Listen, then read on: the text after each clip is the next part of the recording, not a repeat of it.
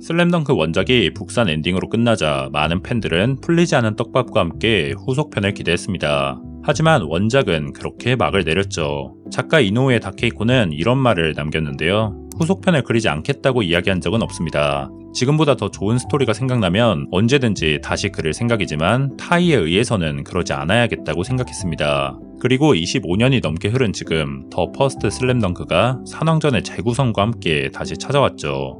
이런 배경을 살펴본다면 본작은 근본적으로 이노우에 작가의 가장 개인적인 것이 자리잡고 있다고 봐도 무리가 아닙니다. 그리고 이는 원문 인터뷰에서 좀 더 힌트를 얻을 수 있었죠. 26년이 지나 제 관점이, 가치관이 상당히 변했다고 할까요? 넓어진 것이겠네요. 아프기도 하고 잘 되지 않는 것이 많아지고 모두 그렇겠지만 저도 그런 경험을 하고서 아픔을 안거나 아픔을 극복하거나 그런 존재의 관점에서 그려보고 싶었습니다. 또 다른 인터뷰에서도 비슷한 내용을 확인할 수 있죠. 원작에서 그린 가치관은 굉장히 심플한 것이지만 지금의 나 자신이 관련된 이상 원작을 그리고 난 후에 알게 된 것, 가치관은 하나가 아니고 여러 개가 있어도 그 사람 나름의 답이 있다면 괜찮다 라는 관점을 넣을 수밖에 없었습니다.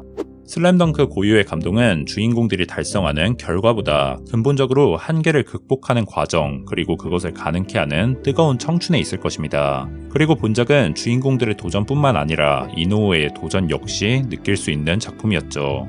이번 작품에서 송태섭이 주인공이고 그의 과거 회상이 자주 나오는 이유 역시 이노우에 작가의 극복 과정이라는 맥락에서 이해 가능합니다. 이번 영화에선 송태섭이 이노우의 본인이기 때문이죠. 그리고 이노우에가 극복하고자 하는 대상은 다름 아닌 슬램덩크 원작입니다. 만화계의 클래식이 되어 이제는 자기조차도 넘을 수 없게 된 바로 그 원작. 그렇다면 송준섭은 말하자면 슬램덩크 원작을 상징하는 셈이죠.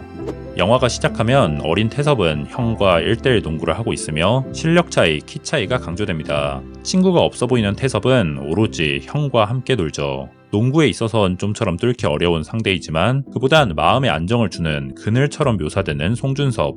그런데 어느 날 친구와 함께 놀러간 송준섭은 말 그대로 사라집니다. 이야기상으론 다들 죽었다고 말하지만 영화는 그가 사라지는 모습만 보여줄 뿐 정확한 사인도 밝히지 않습니다. 그는 그냥 사라지죠. 그리고 사라진다는 사실이 중요합니다. 태섭의 동생은 준섭이 죽었다고 말하는 어른들에게 오빠는 죽은 게 아니라 멀리 떠난 것 뿐이라고 되받아칩니다. 완전히 끝났다면 미련도 이렇게 크진 않을 텐데 어쩌면 만에 하나 돌아오지 않을까 라는 생각이 들게 만드는 송준섭의 실종. 마치 입으로 다시 돌아올 것 같았지만 과거의 기억만을 남기고 떠나버린 원작을 연상케 합니다.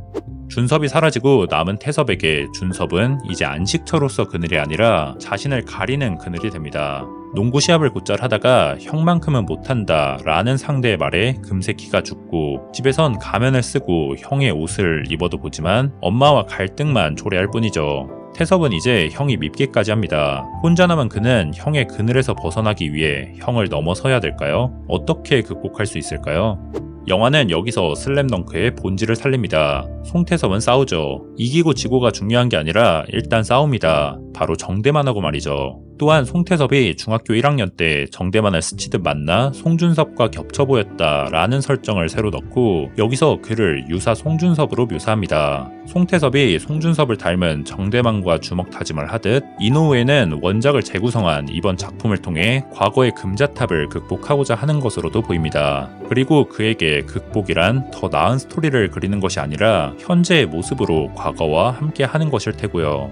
두 사람이 싸우고 정대만은 농구부에 들어옵니다. 준섭이 아버지가 떠난 자리를 채웠듯 태섭은 준섭이 떠난 자리를 채우죠. 산왕제패라는 형의 꿈을 가지고 말입니다. 바닷가를 뛰다가 저 멀리 준섭이 떠났을 수평선을 바라보는 태섭의 시점샷은 결정적이고요. 그 꿈을 이루기 위해서 더 이상 과거에 얽매여선 안 됩니다. 현재 자신의 모습으로 과거를 안고 갑니다. 그래서 후반부 회상에선 유니폼을 입은 송태섭이 과거의 엄마를 안는 것이며 산왕전 전날 저녁엔 태섭의 동생이 큰오빠의 사진을 꺼내 놓자는 장면이 들어간 것입니다. 다시 오프닝으로 돌아가보죠. 준섭이 배를 타고 사라진 뒤 화면은 블랙아웃이 됩니다. 이어서 송태섭의 시점샷이 나오죠. 캐비넷 앞에서 손목 밴드를 차며 다시 보여줄게 라고 말하는데요. 이건 마치 이노우에가 하는 말 같기도 합니다. 정말 그런 것처럼 그는 곧장 하얀 바탕에 스케치를 그리며 북상구를 불러내고요. 관객들에게 다가오는 듯한 캐릭터, 시퀀스가 끝나자 시작되는 산왕전. 현재의 3D CG 기법으로 과거의 산왕전을 고스란히 재생합니다. 과거의 독자에게도 현재의 관객에게도 모두 처음인 더 퍼스트. 과거와 현재가 봉합된 후반부는 산왕전에 집중하며 에너지를 뿜어내고 극장에 온 서로 다른 관객들이 모두 함께할 수 있는 경기를 마련합니다. 원작을 알아야만 하는 장면은 과감히 삭제하고 원작을 몰라도 산왕전을 충분히 즐길 수 있게 편집했죠. 중요 순간은 무음으로 처리해 그곳에 관객들을 끌어들이며 왼손은 거들뿐은 관객의 몫이 됩니다. 버저비터의 순간은 슬로모션을 걸어 지금 이 순간을 한없이 확장하죠.